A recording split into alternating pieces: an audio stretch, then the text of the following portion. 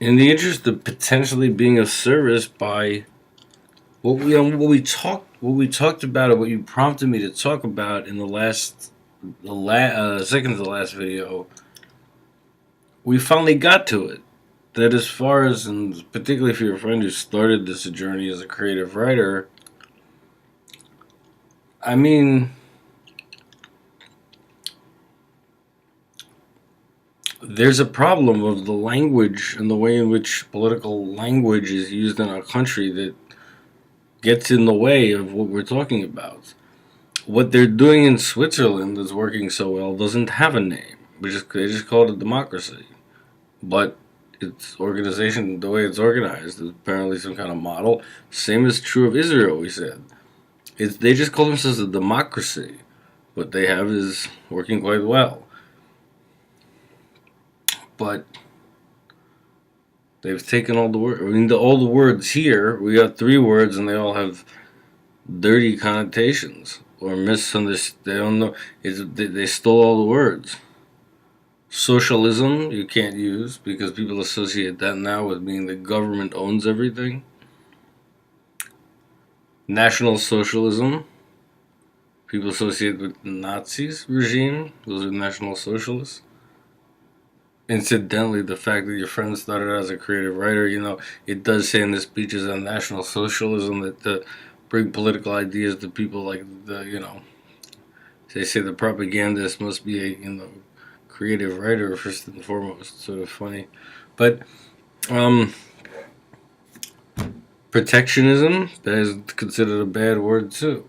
So socialism's taken, protectionism's taken, National Socialism's taken. We are without a word. What's the word for whatever it is they're doing in Switzerland? And what's the word for whatever it is they're doing in Israel?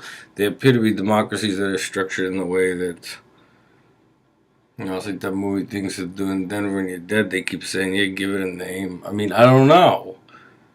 I call it National Socialism. I think it's an accurate word, but wasn't that what the Nazis were doing? Well, very poor people with no health care, living in all kinds of places in our country, are very interested in what the Nazis were doing. That's why they're part of their anti-Semitism, is they, don't know why we didn't invade during World War II, why we didn't invade Russia, yet we invaded Nazi Germany.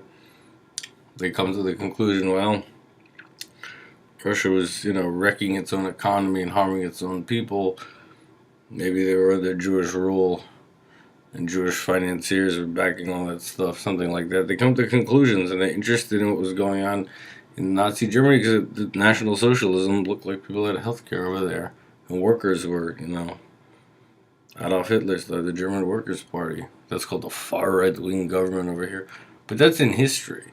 But whatever they're doing in Switzerland, whatever they're doing in Israel, I don't know. Like I said, I was trying to find the word socialism proper, or, sovereign. I don't know.